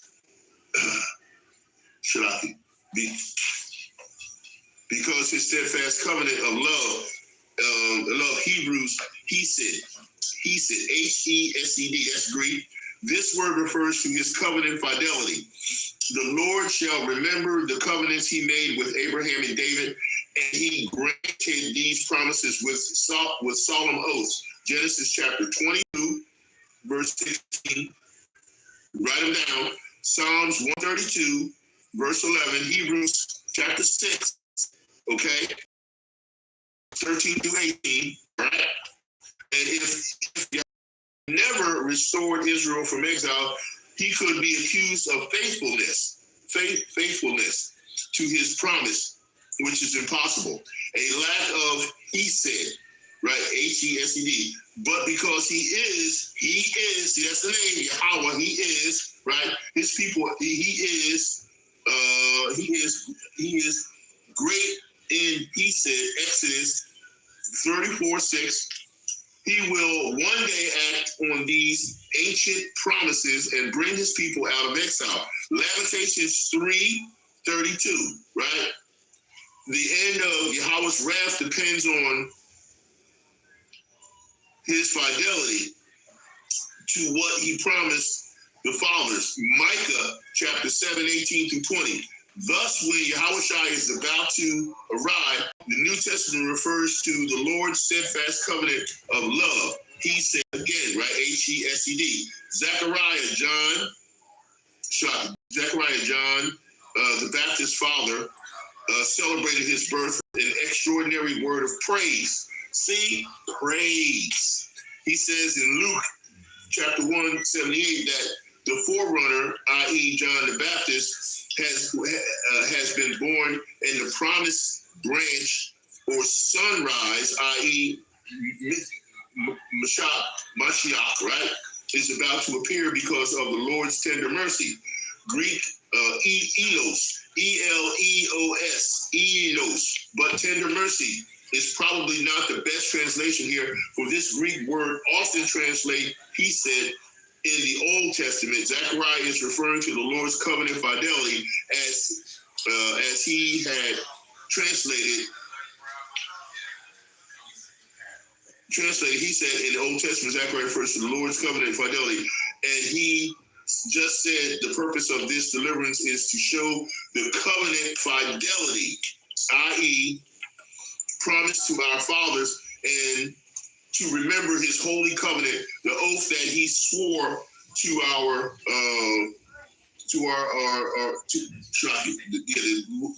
father Abraham. Chapter 7, 172-73. The second reason for God's ending exile, Yahweh's ending exile, is closely tied to the first. We would be deeply wrong to think Yahweh as acting to end exile is a grudging manner simply because he was obligated to do so by his ancient promises. He also ends exile because of his deep compassion He cares about the anguish in his people. He longs to reverse it. And the Old Testament had said that this compassion would be the great turning point that begins the end of exile. That's in Deuteronomy chapter 4, 31, 30 and 3, 32 and 36, Hosea 2 and 23, 11, chapter 11, 8, and Micah chapter 7, 18. I think I gave you that, 18 through 19, Isaiah 54, 7 through 8. And of course, 60, 10 through 60, chapter 60, verse 10, Psalm 79, 8, Psalms 102, 13. Thus, when Yahawashi appears, we see many indications that Yahweh's compassion precipitated the coming. For Yahweh so loved the world that he gave his only begotten son. They always use that, the wacky-tacky, John 3:16. Also Romans 5:8, Ephesians 2:4. Yahawashi himself incarnates, and he brings the power from the Father in his incarnating here, and many deeds of mercy that he performed. Matthew chapter 9, 36, and 14:4. Matthew 15, 32, Matthew 20, 34, and Mark chapter 1, 41 through Luke 7 and 13. I know I'm going fast, but stay with me. Yahweh's vast compassion for us in our exile led him to act our deliverance. Yahawashi completes Israel's punishment. Second, Yahawashi ends Israel's exile by his own suffering. Yahawashi into Israel's exile so that he can end it. And then, of course, the Gospel of Matthew particularly emphasizes Yahawashi's identity as in new Israel. And, of course, Yahawashi is called Yahweh's son. We know that Israel, as Israel was, Matthew chapter 3:17. Okay, and he emerges out of Egypt, Matthew chapter 2:15, and is baptized in the Jordan River by John the Baptist, 3:16. Just as Israel was baptized in the Red Sea, 1 Corinthians 10:2. But this baptized Israel will fulfill all righteousness. And that's why Yahawashi said you have to be baptized by fire. John the Baptist said by fire and water in the spirit. It will be by fire instead of water in the spirit, baptized in the spirit. And even though Yahawashi is tempted in the wilderness for 40 days, just as Israel was 40 years, Matthew chapter 4, 1 through 2, Yahawashi does not give in to temptation. He does not grumble about food, put Yahweh to the test to serve Satan, and the very things Israel did in the wilderness, right? So I'm going to kind of stop there with my notes. I have a lot more to read, but I got some precepts to go through, and I want to end it. So like I said, Yahawashi went into the wilderness. And because he went into the wilderness, we can say that it's a good possibility that some of us may also have to go into the wilderness. But before anybody goes anywhere, you always can be prepared. And that's what's important. You still have to be prepared. And that's what the Most High is telling you through this lesson. Yahweh directs, Yahweh's directives on delivering us through his exile. So we're going to be delivered through this exile, and that's what's important. So we need to make sure we understand that. I'm going to go to Jeremiah. I'm already in Jeremiah, so we'll go to Jeremiah. I think we'll go to 30. We'll get ready to finish this off because I know I've been on long enough, and because I got a lot to read. And this is important because I'm trying to finish it out for you to let you know you got directives from Yahweh Shemel Shai, and you're going to have to follow through on it if you plan to go through this tribulation with as the minimal amount of what we consider to be fire, if possible. Jeremiah chapter 30 and 1, and it reads, the word that came to Jeremiah from Yahweh saying, thus speaketh the Yahweh power of Israel, saying, write thee all the words that I have spoken unto thee in a book. For lo, the days come, saith Yahweh, that I will bring again the captivity of my people Israel and Judah, saith Yahweh, and I will cause them to return to the land that I gave to their fathers, and they shall possess it. 4, And these are the words that Yahweh spake unto it concerning Israel and concerning Judah. For thus saith Yahweh, we have heard a voice of trembling, of fear, and not of peace. Ask ye now, and see whether a man doeth travail with child. Wherefore do I see every man with his hands on his loins as a woman in travail, and all faces are turned into paleness. Alas, for that day is great, so that none is like it. It is even the time of Jacob's trouble, but he shall be saved out of it. You see why I'm ending in this word? Because I'm trying to tell you, the Most High says you will be saved out of it, but you gotta, but don't get twisted. Don't go past the point where he says, but you will be saved out of it. Meaning you gotta go through it. Okay, let me read it again so you understand, okay? All right. Alas, for that day is great, so that none is like it. It is even the time of Jacob's trouble, but he shall be saved out of it. Means you got to go in it to be saved. You got to be in something to get out of it. Okay? For it shall come to pass in that day, saith Yahawah of hosts, that I will break his yoke from off thy neck and will burst thy bonds, and strangers shall no more serve themselves of him, but they shall serve Yahweh their power, and David their king, whom I will raise up unto Jacob, saith Yahweh, me, O Israel, know, for lo, I will save thee from afar, that thy seed from the land of their captivity, and Jacob shall return and shall be in rest and be quiet, and none shall make him afraid. For I am with thee, saith Yahweh, to save thee through, I'm with thee to save thee. So that means you got to go through it with him. You got to still go through this. Because he says, I am with thee, saith Yahweh, to save thee, though I make a full end of all nations, whether I have scattered thee, yet I will not make a full end of thee, but I will correct thee in measure, and I will not leave thee altogether unpunished. So who's getting the hell away with anything? You heard what he said? Hey, look, I'm reading the scripture. You got a problem with it? You make it say something else then. All right? For thus saith Yahweh, thy bruise is incurable, and thy wound is grievous. There is none to plead thy cause, that thou mayest be bound up. Thou hast no healing medicines. All thy lovers have forgotten thee. They seek thee not.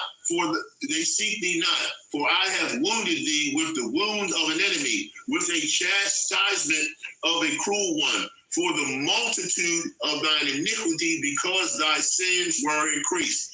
This is the Father who is El Shaddai, demon-like power. Why criest thou for thine affliction? Thou sorrow is incurable for the multitude of thy iniquity, because thy sins were increased. I have done these things unto thee. Who's doing it? Hello? Who's kicking your, Okay? All right. Therefore, all they that devour thee shall be devoured, and all thine adversaries, every one of them shall go into captivity, and they that spoil thee shall be a spoil, and all that prey upon thee will I give for a prey. So you will get repayment, but you still got to go through things before you get that. Okay? Just make sure you understand that. You still got to go through it. And now let's talk about the restoration. For I will restore health unto thee. I will heal thee of thy wounds, saith Yahweh, because they called thee an outcast, saying, this is Zion whom no man seeth after. And we know the way these jakes are, people are like that. Now, yes, directives on what to do and how to do, right? Behold, I will bring again the captivity of Jacob's tent, and have mercy in his dwellings, and the city shall be builded upon her own heap, and the remain after the manner thereof. And out of them shall proceed thanksgiving and the voice of them that maketh merry. And I will multiply them, and they shall not be few. I will also glorify them, and they shall not be small. Their children also shall be as as for time, and their congregation shall be established before me, and I will punish all that oppress them.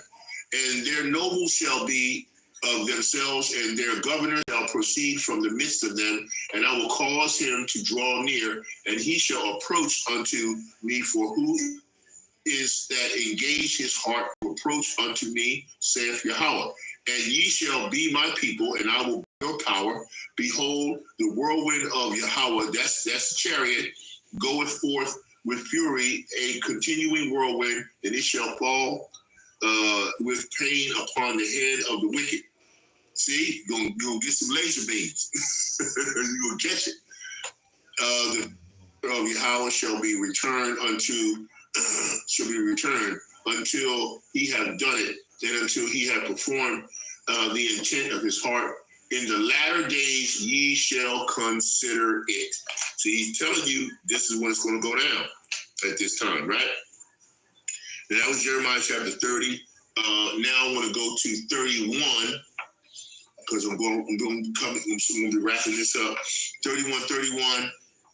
I could actually read all this, but I want you to go and read chapter 31. But I'm going to go ahead on down to the bottom and hit 31, because that's the precept I was given to give. Behold, the days come, saith Yahweh, that I will make a new covenant with the house of Israel and with the house of Judah, not according to the covenant that I made with fathers in the day that I took them took them by hand out of the land of Egypt, which my covenant they break, although I was an husband unto them, saith the Lord, saith Yahweh. That's why you're not taking Esau's garbage into the new covenant, because this covenant that's coming up is not going to be like the covenant that he has in this fallen state on this earth plane right now, on this planet. Covenant. So all the wickedness that you want to control and take into the new covenant, because you hate that Esau has that stuff here, and you're saying to yourself, well, if I was doing it here, it wouldn't be like that. If it's in this fallen state, it's going to be wicked. So none of this wicked shit's going into the new covenant. Sorry. So I hate to disappoint you, but it ain't coming. Okay. Where was I at? Shalom. All right. And that was 31, and I went down there. Okay. All right, yeah. But according to the covenant, okay, 33. But this shall be the covenant that I will make with the house of Israel after those days, saith Yahweh. I will put my law in their inward parts. It's going to be in your mind, and write it in their hearts, in their mind, and will be their power, and they shall be my people. And they shall teach no more every man his neighbor and every man his brother, saying, Know Yahweh, for they shall all know me, from the least of them unto the greatest of them, saith Yahweh, for I will forgive their iniquity, and I will remember their sins no more. So these are directives that he's giving you right now. See, he says here, now, if we're going to learn this in the new covenant and bring this forward, which you will, you got to start doing it now. That's why I always say in Judges chapter 5, it tells you to practice the righteous act. And in Exodus 4, it tells you that the elders on the throne threw down got off their thrones, put their crowns at the feet of the Most High, and they've been praising and worshiping. Praising and worshiping is a formula that has to be implied. Okay, let me explain it again for all those who are spiritually retarded and don't seem to get this right. Okay, now here it goes. Pay attention. Stop doing whatever you're doing that's bugged out. Or if you're not paying attention, close attention, pay close attention, students. Here we go. Now, praise, worship, and prayer. What is praise? Praise is the highest level that you can give the Father, Yahweh, in love. Why? Because if you give him the highest level of love, when you go through Yahweh Shai with your requests through prayer, and you show the exercise of getting the blood in your body moving to worship, when you walk, because you're working, the same word worship. So what what you're doing is you're working up a blood sacrifice that's not spilling out, but it's performing a worship. That's the worship portion of what you're giving to the Most High. That's why the brothers are out on the highways and byways. They're out there working their bodies as a living sacrifice, and the metabolism in their bodies, the blood is rushing forward. That's a form of sacrifice. The Most High said he can't accept the sacrifice unless some blood is involved in it. Okay, so that's part of the worship thing. Okay, now what is the prayer side of the situation? That is your communication, like what we're doing right now. I'm talking, you're talking, you're understanding, you're sending scriptures, you're doing this, you're doing that. If that's what you're doing, that's a form of communication. Asking Yahawashi, asking the Father in the name of Yahawashi, you want your asking to be wrapped in repentance. So this is what happens. You got to take the praise, you got to take the worship, you got to take the prayer, and you wrap it in as righteous a package as you can of repentance, and you send it to Yahawashi to go to the Father. It gets through to the Father that way, because then he knows he's your first love, like Yahawashi said in Revelation. We talk about 2939. We showed that those two churches, right, they were the ones, Philadelphia, and I think it was brain freeze. But anyway, the two churches in that time, Smyrna and Philadelphia, right? They understood the first love. The rest of the churches didn't understand the first love was to give the Father first. Don't forget it. Because you know about by word names, I don't need to go into them. They don't mention the Father. They don't really bring Yahweh into the conversation. They always talk about, how they want to love on Yahawashi, which you are supposed to, of course, because you got to go through him, because he's been appointed heir of all things. But you still can't be leaving the Father out. That's why we say all praises to Yahawah Ba'ashem Yahawashi in the name of the Son. So you got to take that package and you wrap it up in that repentance. You send it through Yahawashi to him, so that he can send it to the Father. And if the Father accepts your sacrifice, your real, true love, that you love more than anything else, any person, place, or thing, or location, or organization, he's first. Once the Father sees that that's your first love, then what happens now? Then it's a high level percentage chance that you're going to get what you're asking for, because you're showing him that he's first in everything. Okay? So that's why it's important for you to understand how to do that. So now I've explained it, so now you got it. All right? You can pray without ceasing. You better have some love in that thing at the highest level for praise, and worshiping that thing at the highest level of your blood sacrifice within your body. It's all wrapped up to giving to him. Okay, and that's what you should be talking about and giving to the Most High, as far as to Yahawashi, in order to get your prayers answered. Because that's what they're doing in heaven. Isn't this what you're trying to aspire to acquire? You want a throne, you want a crown, you want land, other planets that you own land on, other mansions and stuff that you want to be able to go to.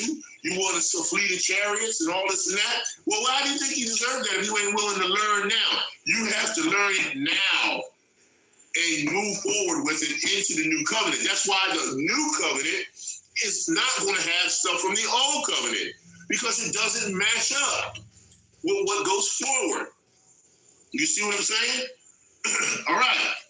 And that's why it says, and they shall teach no more every man his neighbor and every man his brother, saying, Know Yahweh, for they shall all know me, from the least of them unto the greatest of them, saith Yahweh, for I will forgive their iniquity, and I will remember their sins no more. Thus saith Yahweh, which giveth the sun for the light of day, and the ordinance of the moon, and of the stars for a light by night, which divideth the sea when waves thereon roar. Yahweh of hosts is his name. See, the name is utmost important, okay? If those ordinances depart from before me, saith Yahweh, then the seed of Israel also shall cease from being a nation before me ever. Thus saith Yahweh, if heaven above can be measured, and the foundations of the earth searched out beneath, I will also cast off the seed of Israel for all that they have done, saith Yahweh. Behold, the days come, saith Yahweh, that the city shall be built for Yahweh, from the tower of Peniel unto the gate of corner. And the measuring line shall yet go forth over against it upon the hill of Gibra, and shall compass about to Goeth. And the whole valley of the dead bodies, and the ashes, and all fields unto the brook of Kidron of the horse gate toward east shall be holy to Yahweh. It shall not be plucked up nor thrown down anymore forever. See?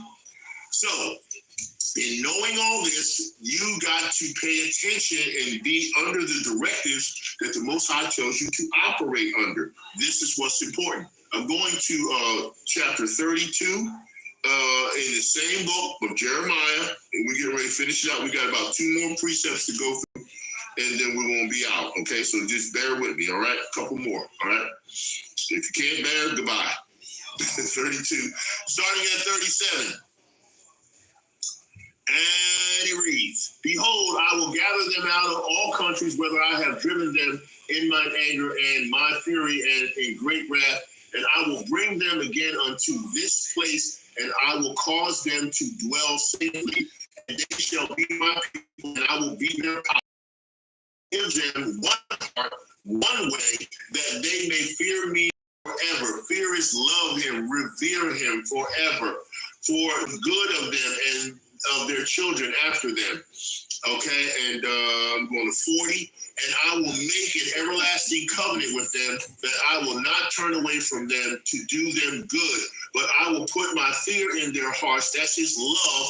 Don't be scared, and that they shall not depart from me. 41, yea, I will rejoice over them to do them good, and I will plant them in this land assuredly with my whole heart and with my whole soul. 42, for thus saith Yahweh, as I have brought all this great evil upon this people, so will I bring upon them all the good that I have promised them. 43, and the field shall be brought in the land whereof ye say, it is desolate, where without man or beast, it is given unto the hand of the Chaldeans. 44, and this one, men shall buy fields for money and subscribe evidences and seal them and take witnesses in the land of Benjamin and in the places about Jerusalem and in the cities of Judah and in the cities of the mountains and in the cities of the valley and in the cities of the south. I will cause their captivity to return, saith Yahweh. He's talking about the whole world. When you name it, everything like that, we're talking about the whole world. That's just how it maps out, and that's just how it gets down. Okay, we got a couple more precepts, and then we'll be closing this out. So now I'm going to the book of Isaiah. So go with me there, all right? And we're going to kind of get finished here. Isaiah chapter 60, and I'm gonna get just proper precept or 2 here.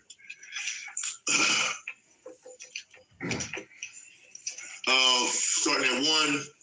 Arise, shine, for thy light is come, and the glory of Yahweh is risen upon thee. For behold, the darkness shall cover the earth, and the gross darkness the people. But the Lord Yahweh shall arise upon thee, and his glory shall be seen upon thee. And the Gentiles shall come to thy light, and kings to their brightness of thy rising.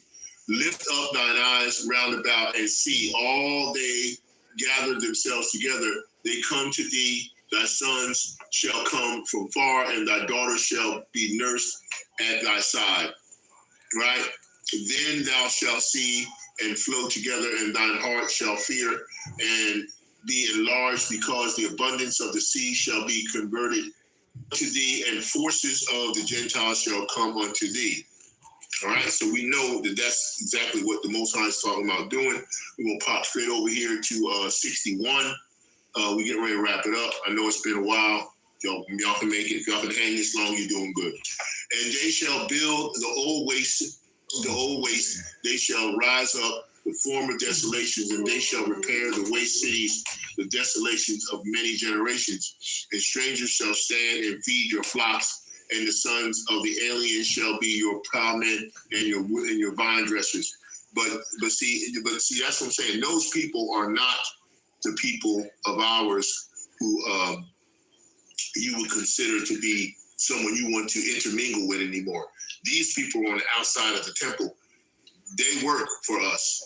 We ain't procreating with none of them damn demons. And I mean, well, they might still be, I don't know if they're going to be demons like that, but they're going to be slaves. We ain't procreating with no damn slaves. All right, that ain't happening. Get the hell out of here. That ain't working. All right, let me finish. What else was that? Okay. All right, here we go. Yeah, and the strangers shall stand and feed their flocks, and the sons and the aliens shall be their plowmen and your vine dressers. But ye shall be named the priests of Yahweh. Men shall call you ministers of Yahweh of power. Ye shall eat the riches of the Gentiles, and in their glory shall ye boast yourselves. For your shame, ye shall have double, and for your confusion they shall rejoice in their portion. Therefore, in their land they shall possess double. They're going to get double. Everlasting joy shall be unto them. For I, Yahweh, love judgment, and I hate robbery for burnt offerings. And I will direct their work in truth, and I will make an everlasting covenant with them. And their seed shall be known among the Gentiles, and their offspring among the people. All that see them shall acknowledge them, and they are the seed which the Lord hath blessed. See, so we're going to be the main ones, the blessed ones. I will greatly rejoice in Yahweh. My soul shall be joyful in my power, for he hath clothed me with the garments of salvation. He hath covered me with the robe of righteousness, as a bridegroom decketh himself with ornaments, and as a bride adorneth herself with her jewels.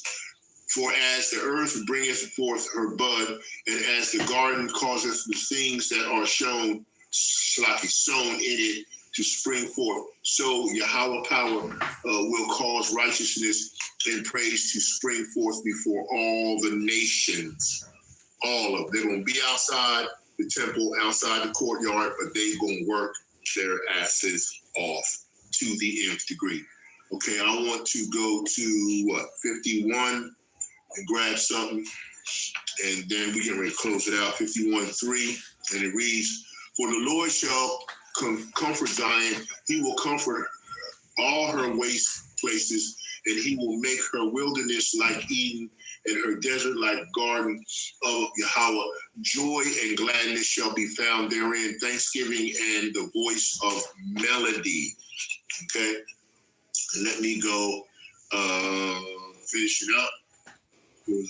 Was 37, 26, I think it was. Yeah. All right, 26, Isaiah 37:26. "Hast thou not heard long ago how I have done it, and of ancient times that I have formed it? Now have I brought it to pass, that thou shouldest be to lay waste defense cities into ruins and heaps. Therefore their inhabitants were a small power. They were dismayed and confounded. They were as the grass of the field, as the green herb, as the grass on the housetops, and as the corn blasted before it be grown up.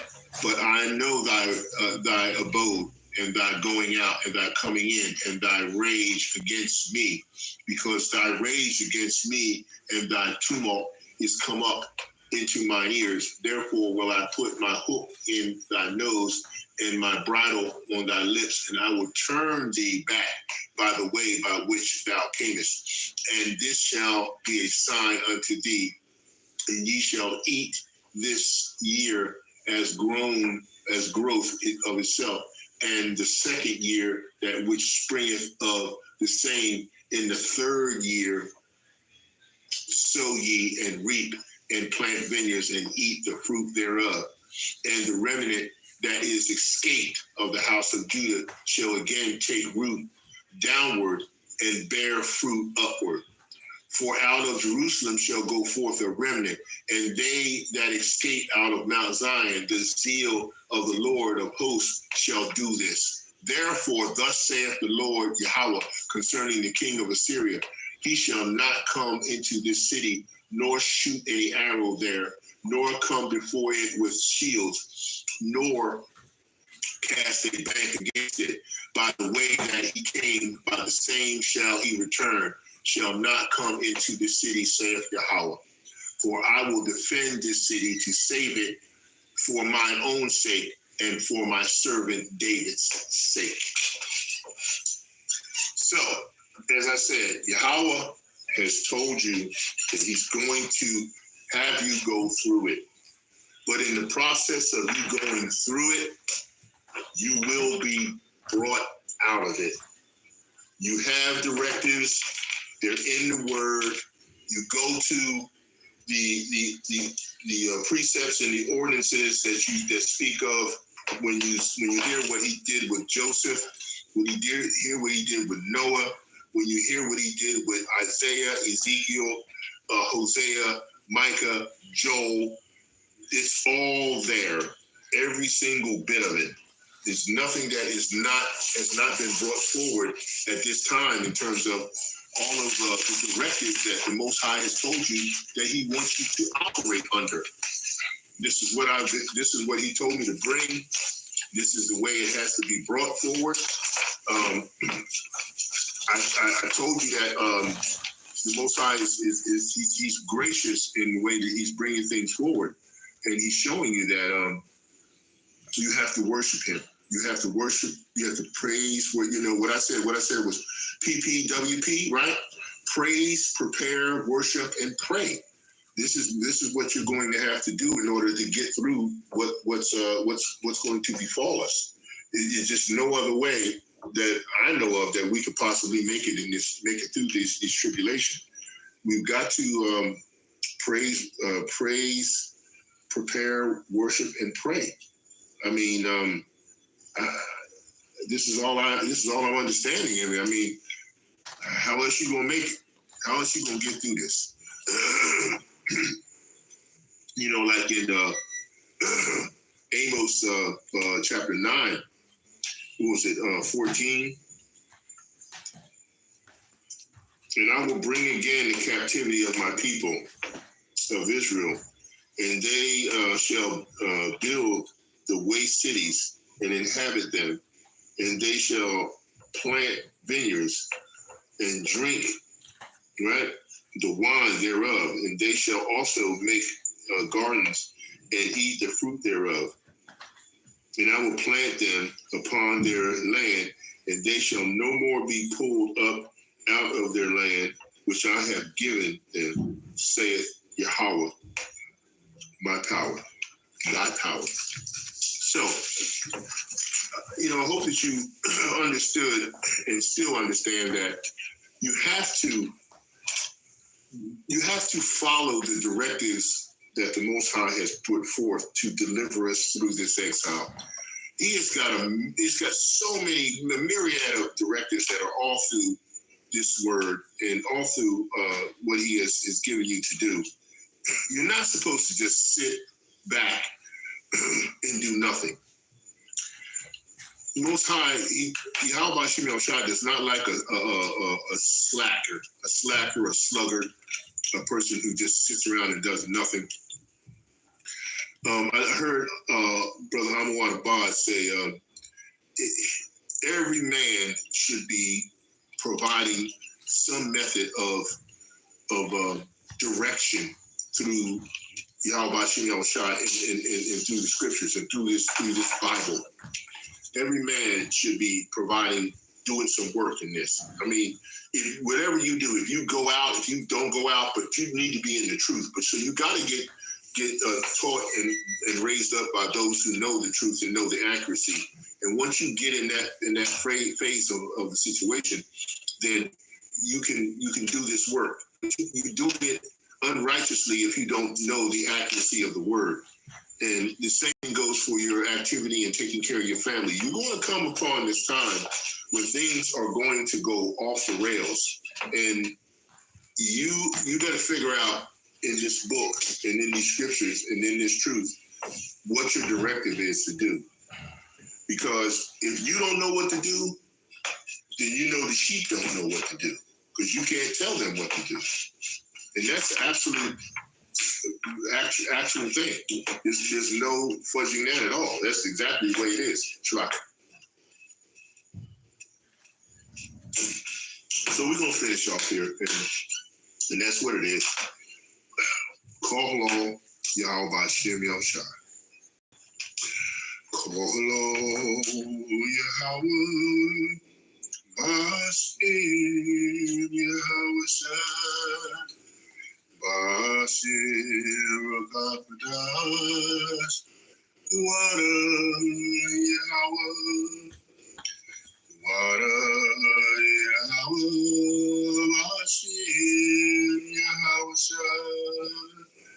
Raka Yahweh. Oh, your mercy as I cry. Shalaki Yahweh. For my sins as I cry. Oh Lord, Yahweh, Bashir Yahushai. Wada Yahweh.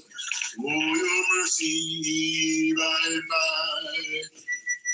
Oh Lord, Yahweh, Bashir Yahushai. Oh Lord, Yahweh, Bashir Yahushai.